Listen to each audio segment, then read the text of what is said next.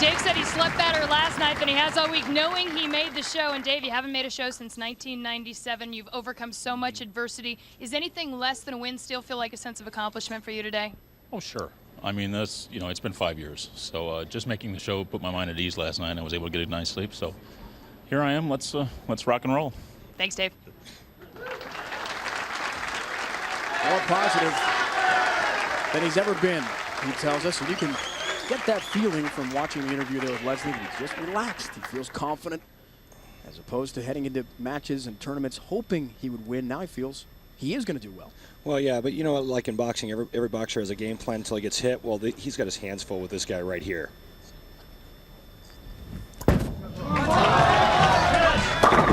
Comes in high, 9-pin stance.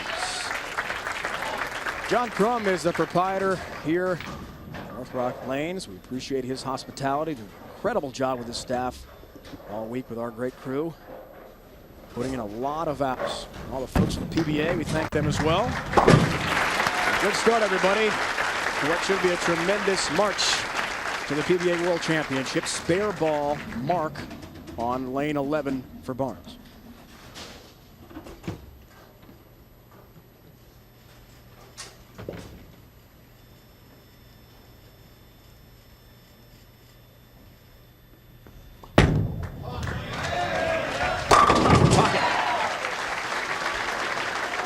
I really think that going into the title match for Dave DeAntremont is an advantage for him. Chris had to sit out a game. Chris has to kind of go through now the adjustments that he needs to make because there has been some lane change. How long is that going to take?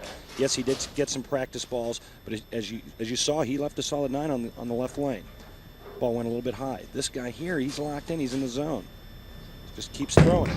Looking for his 11th straight over 2 matches. You better believe it. 11 in a row dating back to the last game. He's just locked. He's locked and loaded. Do you think his approach is, I've got nothing to lose here against the hometown favorite? Well, you know what? I think that plus the fact that we talked about it's been so long. I mean, this guy is just going for broke.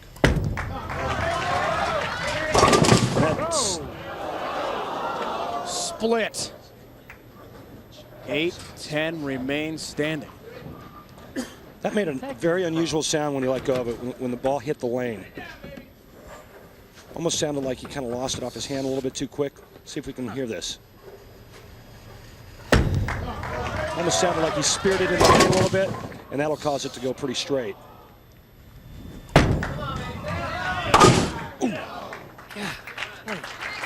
This takes out the 10-pin, so an open frame for Barnes in the championship round, and that is a huge break. Dave DeAntremont, who is in an incredible zone right now, as Randy has mentioned, and on a strike streak.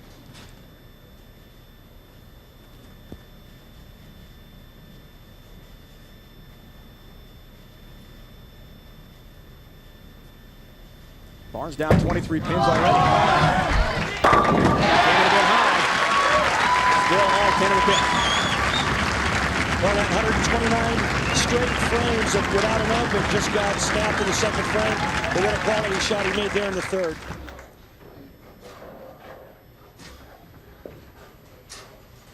Strike here, and it's a 33-pin lead in the early going for Dave DeAntremont.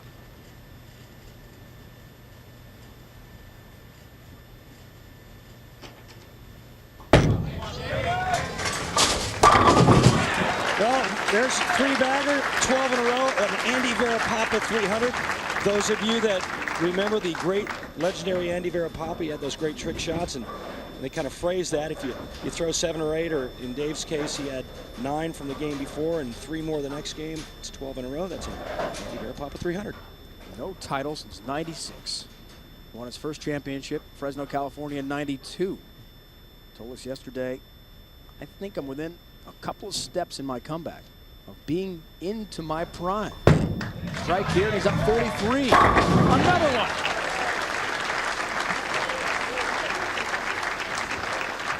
Local favorite Chris Barnes has his work cut out for him because Dave DeAntremont is on fire. A 43-pin lead.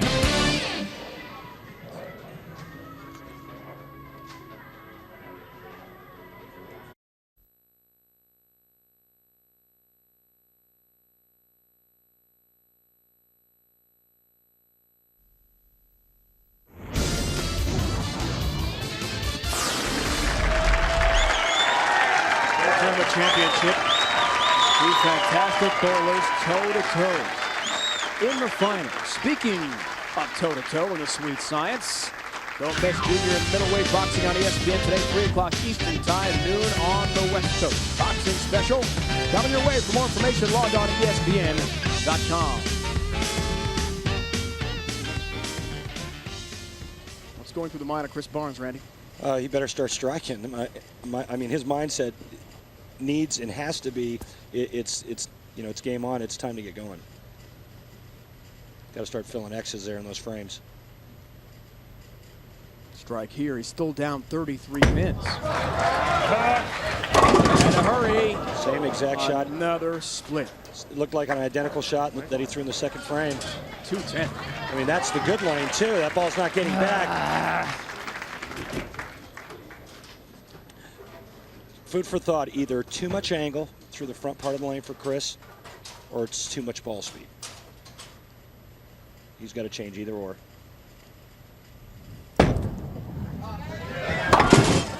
Couldn't pick up that 10. Another open for him.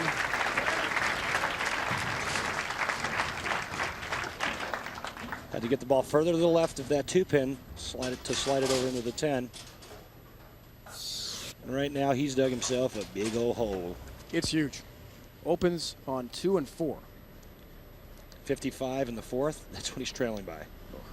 No way. Unless Dave Diacono completely This lane's derails. gonna hook 2 more, but that one's going to hook 2 less now.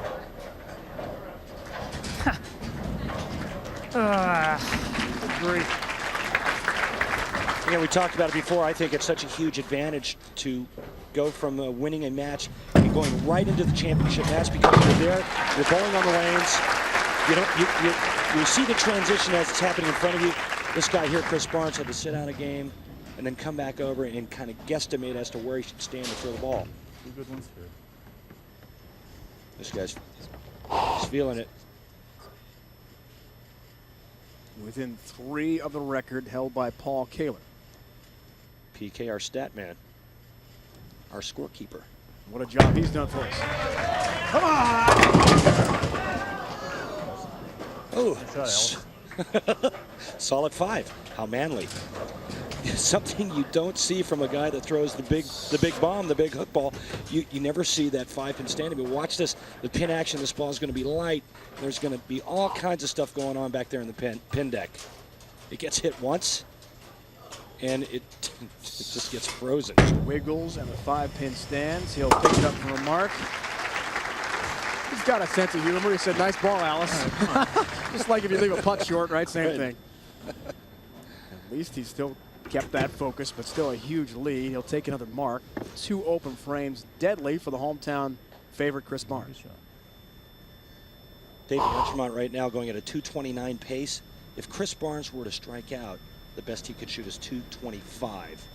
So right now, looking for a little help from Double D.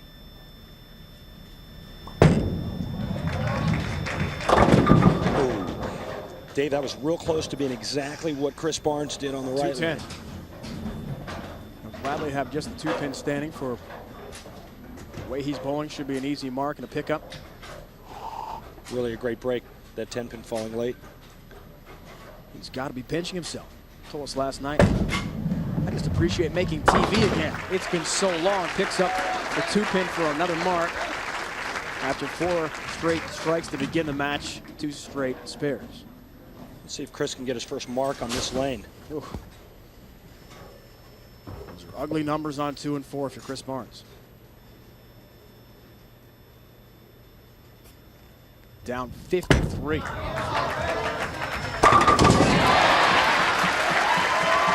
A little tip of the cap. All right. Let's see if we can get the ball to react the same way twice. Nice ball. Good work.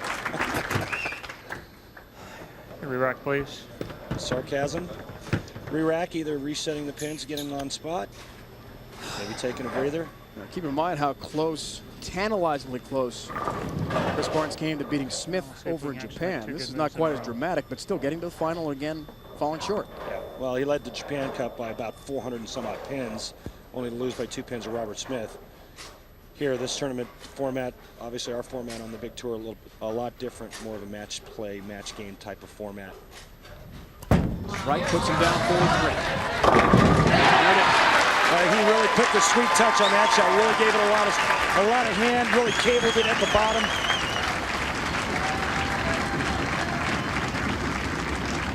Saw Gordon VADAKIN, his coach, a moment ago, and the prize money on the line for these two great PBA bowlers. It's been a while since Dave DeAntremont has had that large a check to hoist.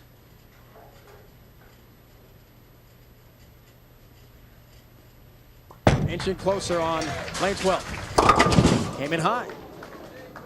Boy, that ball just looked like it was right from the minute it left his hand. It's like its whole angle changed and went further right. That ball had no chance of staying on line. You can see Dave now looking at, when a player starts looking at the approach and looking at the lane after he's thrown a shot, he doesn't know really what the ball is going to do when he leaves his hand. He's trying to figure out where to stand, where to throw, and try to get a new visual on a different ball reaction. Look out. Missed it.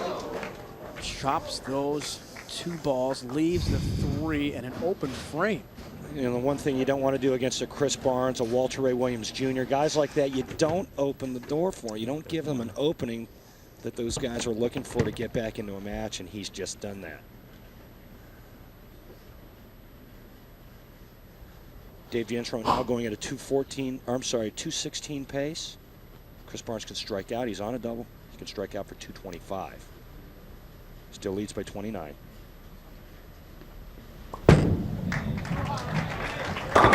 Regroups nicely. But he's got issues, though. I mean, he struck on that lane, but there's some serious issues going on right now. His reaction on the right lane. He needs to get a good shot under his belt on the right lane. It looks like Chris Barnes is now zeroed in.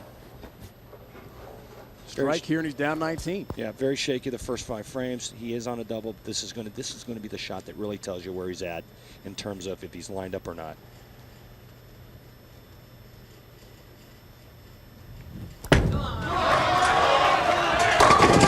Oh,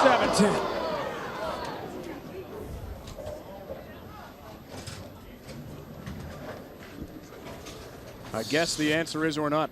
The absolute worst break in bowling, in my opinion. This has been made 3 times on TV in the history of the tour. Throw the ball really hard at the 10-pin, hope it bounces out of the pit. Those are the folks who have done it. We'll just get the 7. Great look for our crew on the pin deck. Randy at that 10-pin hopping but not falling. And That is all I got it's in the bag. incredible how close it came to falling down. That's just such a really, really good shot to walk away with an open frame as opposed to one or both of the pins falling. You end up with a spare or strike.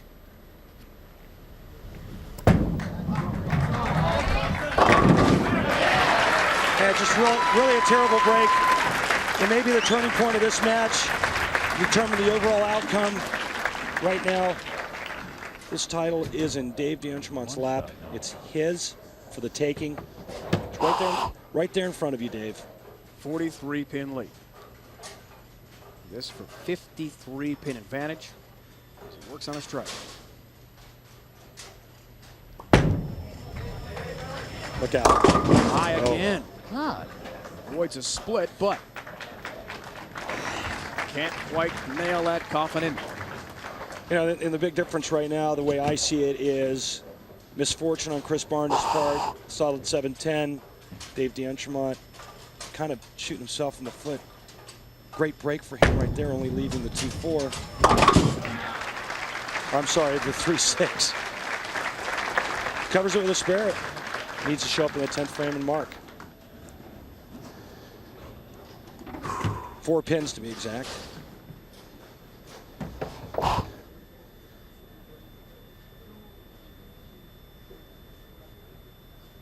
Should be a done deal.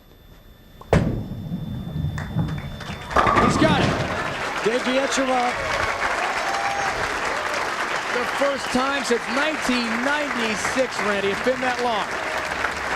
What a great story, Dave. What the comeback trail for Dave DeAntremont. The hard work paying off. taking down one of the Goliaths of our tour, Chris Barnes.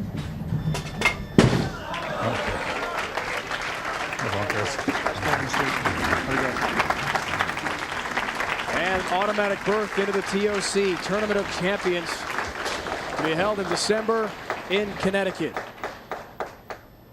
Well, at least I lasted on the bubble for 1 week. Thanks a lot, Dave. Sorry, partner. It didn't last long. How about this time? Hey! I'll tell you what, again, that 7-10 completely dictating the outcome of this match. But I tell you what, you really got to tip your hat to Dave DeAnchemont. All the hard work paid off. He bowled great all week, and he deserves it. In his prime years, Dave was #2 on the PBA money list. He tells us he can return, he feels, to the glory days. 9-pin for Barnes. Glad there's no split up there. Yeah, that was for you. Well, there's no sense wasting them here.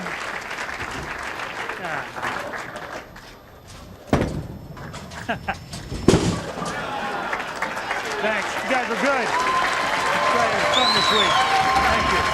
Thank you. Nice going again. Congratulations. Nice going. Great going. Classy finish there for Barnes, thanking the Wichita State bowling fans who came out to root him on. But the man of the moment, Dave DeAnchemont, the 2002 Wichita Open champion.